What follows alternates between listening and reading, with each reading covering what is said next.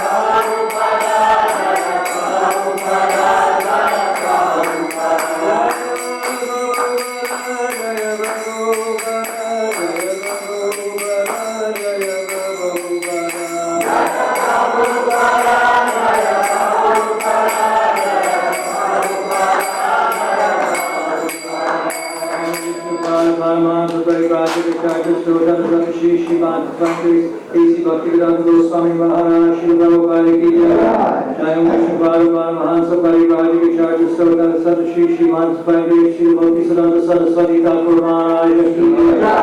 Ananda Goti Vaishnava Vrindi ki jai.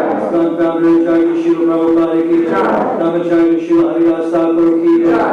Prem Jai Sri Krishna Chaitanya Prabhu Nityananda Sri Radha Sri Vasadi Gaur Bhaktivinoda jai. Hare Krishna, Krishna Krishna, Hare Hare, Hare Ram, Ram Hare Hare. All glories to the assembled devotees.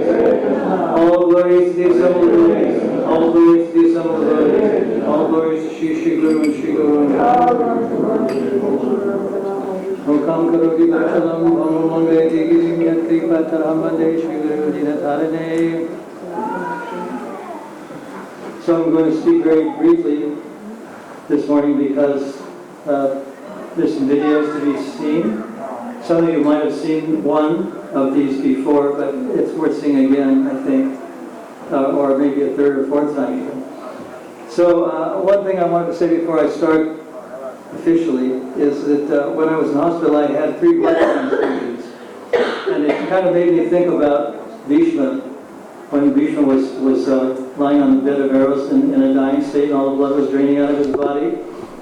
A lot of people came to see him, including Arjuna and Krishna, because it was his last breath, so to speak. Of course, Krishna had the benediction that he could die whenever he wanted, but he thought this was an auspicious time to go, to leave the body. And he happened to notice there was a devotee that told this incident. I think it comes from the Mahabharata. I'm almost positive it comes from the Mahabharata, named Radhapad. Radhapad was an elderly Bengali gentleman who came to the GBC and told us this story. Most of us hadn't heard it before, but he said that when Vishnu was lying there on the bed of arrows with blood draining out of his body, he happened to notice that Draupadi was there, and that she had this kind of sarcastic smile on her face. And he said to her, why are you smiling at a time like this? This is not a time to smile. And she said, well, I just don't know how you could be speaking Dharma at a time like this.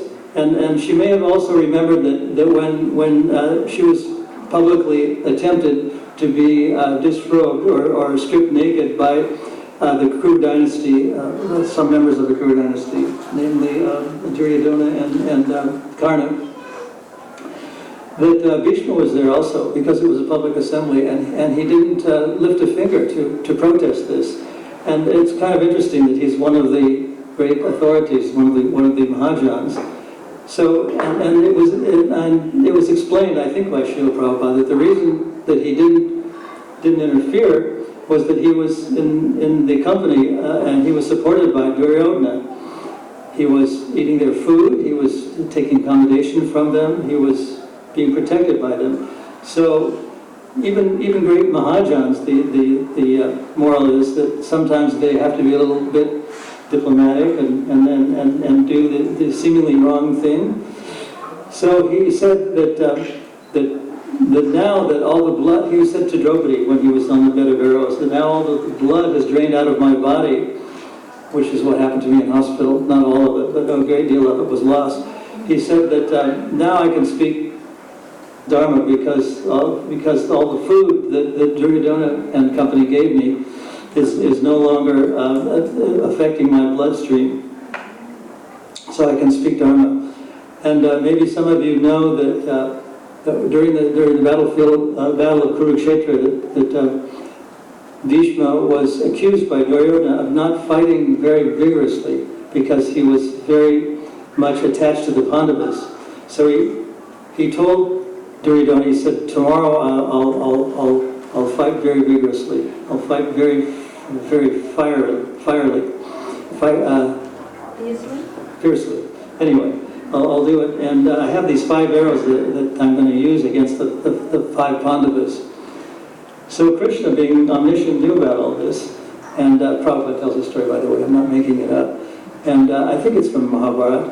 And he said that he reminded Arjuna that Duryodhana, who was his elder, had given him a boon or a blessing.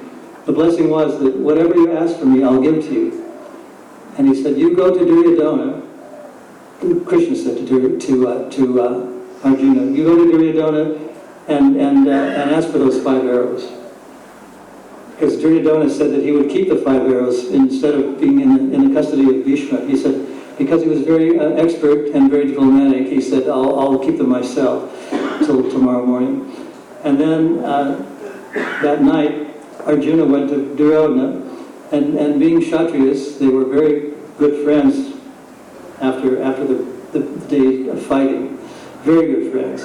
And Duryodhana greeted him very nicely, gave him a sitting place, something to eat, and asked him if he wanted to just stop this whole fighting. And he said that he would give him the kingdom if he wanted it, and without fighting. He said, no, I don't want the kingdom without fighting. Being a typical Kshatriya, Arjuna said, no, I don't want to stop the fighting. But he reminded him that he'd been given a boon, that he could be granted whatever he asked for.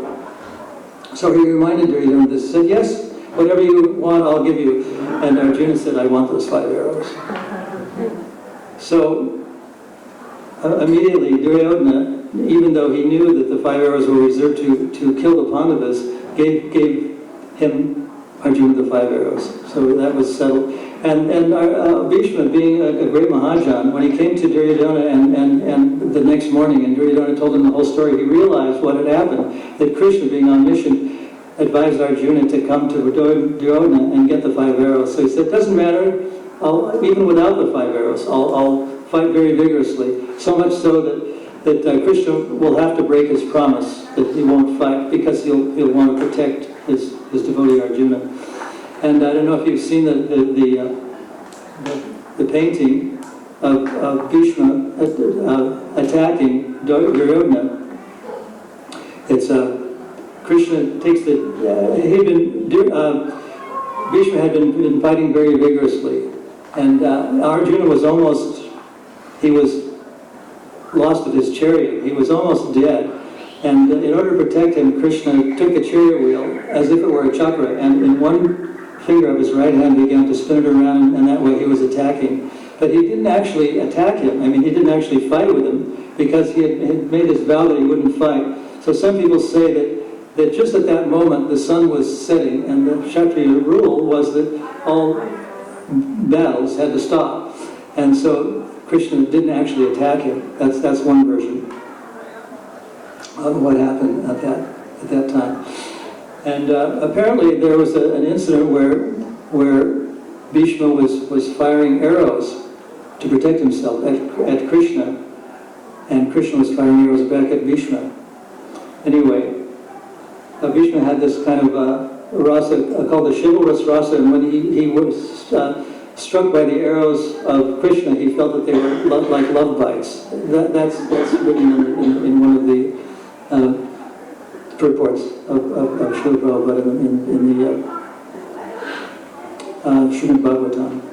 So today is a very special day. It's Lord Chaitanya's appearance day, and Lord Chaitanya is, in a sense, this is Lord Chaitanya's movement.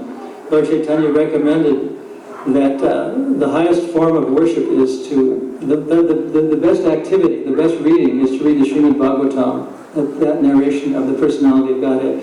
And it should be read, he said, there were 3 teachings, that was one of them. And the other was, he said that one should worship Krishna in the mood of the gopis with complete surrender. And he said that as third teaching, that was the second one. The third teaching was that, he made there were several teachings, but these are the 3 main ones. He said that you should worship Krishna as the supreme lovable object and engage in love for Krishna. So sometimes Lord Chaitanya is described as the hidden avatar, although he's not truly hidden, but he's hidden in the sense that he wasn't mentioned by name. But as I will read in some of these lectures, we're going to read about this verse on the board. Jiva Goswami and others have said, and it was predicted that someone would come, like Lord Chaitanya, chant the holy name of Krishna, and that his bodily hue would be golden. And this is the only time that he's alluded to at all in the Srimad Bhagavatam. This verse, Krishna Varnam Tvisha Krishnam Sangopangasya Parshadam Yogyai Sankirtanam Prayayar Yajantihi Sumedasaha, which means that in the age of Kali, intelligent persons perform congregational chanting to worship the incarnation of Godhead, who constantly sings the name of Krishna. Although his complexion is not blackish, he is Krishna himself. He is accompanied by his associates, servants, weapons, and confidential companions. There's some sections of the Srimad Bhagavatam where Krishna talks about how powerful Lord Chaitanya was and how the followers of Lord Chaitanya could perform very difficult and impossible tasks.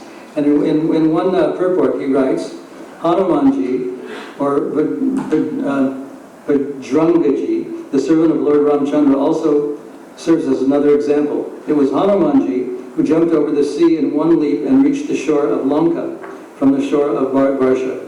When Ramchandra chose to go there, he paved the way with stones, although by his will the stones were able to float on the sea.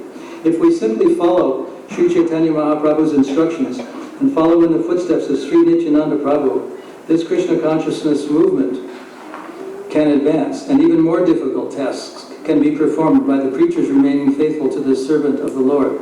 So even though it appears very difficult to spread Krishna consciousness in this day and age and in this place, there's this statement that even more difficult things can be performed than Hanuman leaping across from India to Sri Lanka, to what is now Sri Lanka, by the mercy of the Lord, by remaining faithful to the mercy of the Lord. So even though the Krishna consciousness movement is very small, if we figure there's 8 billion people or something like that in the whole world, the number of devotees, even though it may be 100,000 or a million, is still very small.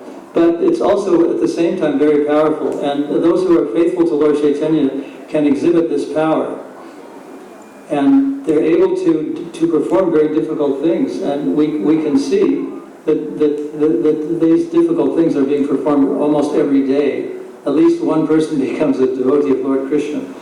So I'm going to read part of the purport to this verse that's on the board, Krishna Varnam Tvisha Krishnam. The same verse is quoted by Krishnadas Kaviraj. This is, Prabhupada writes this in the Adi Lila of Chaitanya Charitamrita, chapter 3, verse 52. In the purport, he says, this text is from Srimad Bhagavatam 11:5-32. Srila Jiva Goswami has explained this verse in his commentary on the Bhagavatam, known as the Krishna Sandarbha, wherein he says that Lord Krishna also appears with golden complexion. So the hidden nature of Sri Chaitanya Mahaprabhu is kind of exposed as being not really hidden by Jiva Goswami and others. When he says that Lord Krishna also appears with golden complexion, the golden Lord is Lord Chaitanya, who is worshipped. This is Prabhupada writing. This is Jiva Goswami writing. The golden Lord Krishna is Lord Chaitanya, who is worshipped by intelligent men in this age. That is confirmed in Srimad Bhagavatam by Garga Muni, who said that the child Krishna was blackish. He also appears in 3 other colors, red, white, and yellow. He exhibited his white and red complexions in the Satya and Treta ages respectively. He did not exhibit the remaining color, yellow, gold, until he appeared as Lord Chaitanya, who is known as Gaura. And then Prabhupada writes, Srila Jiva Goswami explains that Varnam means Sri Krishna Chaitanya. Krishna Varnam and Krishna Chaitanya are equivalent. The name Krishna appears with both Lord Krishna and Lord Chaitanya. Lord Chaitanya Mahaprabhu is the Supreme Personality of Godhead, but he always engages in describing Krishna and thus enjoying transcendental bliss by chanting and remembering his name and form. Lord Krishna himself appears as Lord Chaitanya to preach the highest gospel.